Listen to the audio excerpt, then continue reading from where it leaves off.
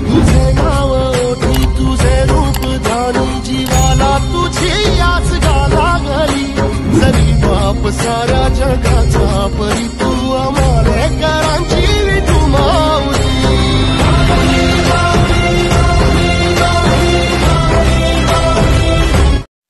नमस्कार, महाराष्ट्रीयन मिलमध्ये स्वागत आहे तुमचं. आणि मी आज आहे ना कांदा भजी बनवते. बाहेर पाऊस पडतोय कारण आळंदीमध्ये पाऊस चालू आहे जोरात. रेड अलर्ट आला आहे. मग सगळे घरी आहेत. मग घरच्यांना पावसाळ्यात स्पेशल कांदा भजी करायची, तर ते शेअर करावं तुमच्यासाठी म्हणून व्हिडिओ बनवते. पहा मग त्याच्यासाठी साहित्य. बाहेर कसा छान पाऊस चालू आहे आणि सगळं थंडगार वातावरण झालेलं आहे. आणि ह्यातच आता काहीतरी चविष्ट खाण्याची इच्छा होती. आज सर्वांना सुट्टी दिली आहे, सुट्टी जाहीर केली आहे, रेड अलर्ट दिला आहे आमच्याकडं आळंदी. आणि मग त्यासाठी मी आता घरी सगळेजण आहेत म्हणून कांदा भजी बनवते. बघा आता कांदा भजीसाठी आपल्याला काय काय साहित्य लागणार आहे. बेसन पीठ जसं लागेल तसं वापरणार आहे आपण. आणि कांदा 3 मोठे मोठे कांदे मी चिरून घेतलेत. जसे घरामध्ये आपल्या व्यक्ती असतील त्या पद्धतीने तुम्ही घ्या. आणि लसूण लागणार आहे त्यासाठी. अद्रक लागणार आहे. 1 इंचाचा तुकडा असा बारीक तुकडे करून घेतला आहे मी. अजून मिरची घेतली, हिरवी मिरची, ते 4-5 घेतलेत कारण पावसाळ्याचा दिवस आहे. हिरवी मिरची कमीच खावा, मिरची पावडर वापरा त्याच्या बदल्यात. आणि कोथिंबीर, भरपूर कोथिंबीर घ्यायची. लाल तिखट थोडंसं घेतले मी. परत हळद घेतली आहे, मीठ आहे चवीनुसार, सोडा आहे थोडासा. आणि धणे घेतलेत 1 चमचा, 1 चमचा जिरं घेतलंय, 1 चमचा ओवा घेतलाय. हे सगळं आहे ना, हे लसूण वगैरे मी दाखवलं, हे सगळ्यांची पावडर करायची. फक्त कोथिंबीर मी चिरून, बारीक चिरून ह्याच्यामध्ये मिक्स करणार आहे. पाण्याचा वापर करणार नाहीये. दाखवते मी तुम्हाला कशी. बघा हे वाटण करते मी.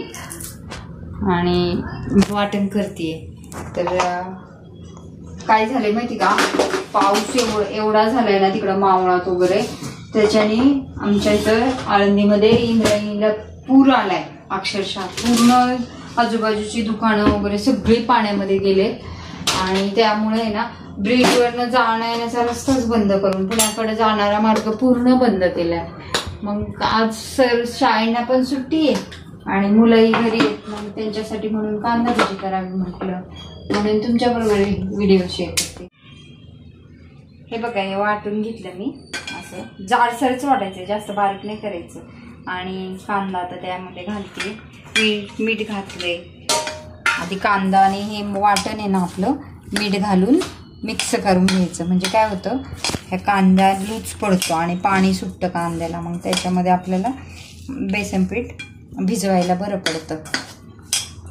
पाण्याची गरज लागत नाही. आता हे बघा हे छान आता पीठ झालंय. आपल्याला एवढं मी घेतलं होतं ना, त्यातलं एवढं बसलं पीठ ह्याच्यामध्ये. आता छान पीठ मुरून हे केलं, भिजवलंय. आता त्यामध्ये पाणी कुठेही वापरलेलं नाही बरं का. हे कांद्याच्या, कोथिंबीर त्याच्या पाण्यामध्येच पीठ मुरलंय आपलं.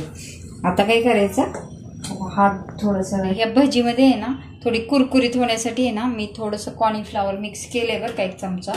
तुम्हाला जर समजा कॉर्नफ्लॉवर नसलं तर तांदळाचं पीठ तुम्ही टाकू शकता ह्याच्यामध्ये. आणि आता मी तयारी करते. आता तेल ठेवते मी गॅसवर. ठेवले. आता तेल थोडं गरम झालं की त्यात एक सोडते.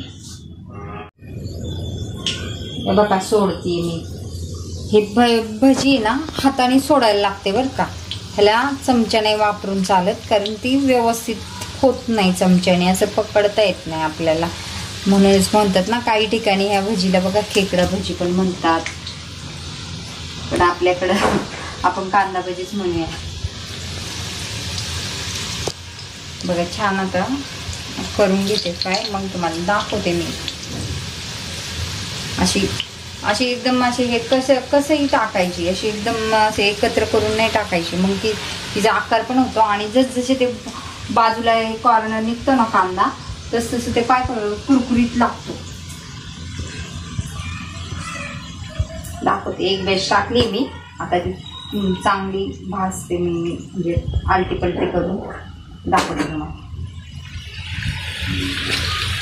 बाहेर पाऊस येतोय आणि कांदा भजी खायची क्रेविंग होत नाही असं कोणीच नसेल मला तर वाटतं, कारण पाऊस आणि कांदा भजीचं कॉम्बिनेशनच खूप सुंदर आहे. चहा उकळलेला त्याच्याबरोबर कांदा भजी खूपच, म्हणजे ना आता बोलू नका जास्त कारण व्हिडिओ आपला खूप लांबच चाललाय. बारीक हे बघा, मी गॅसची फ्लेम बारीक केलेली आहे आणि बारीक गॅसवरच असं नाही का चांगला त्याचा कलर बदलूसतो, लालसर होतो तळायची, म्हणजे काय होतं जास्त कुरकुरीत आणि व्यवस्थित होती भजी. बघा एक बॅच तळून झाली, काढते मी आणि लगेच दुसरी बॅच टाकते, तुम्हाला दाखवते. बघा कशी झाली भजी, कांदा भजी. आता तुम्हाला मी रेसिपी सांगितली, कशी करायचं तेही सांगितलं मी. कुरकुरीत होण्यासाठी कॉर्नफ्लॉवर 1 चमचा टाकला.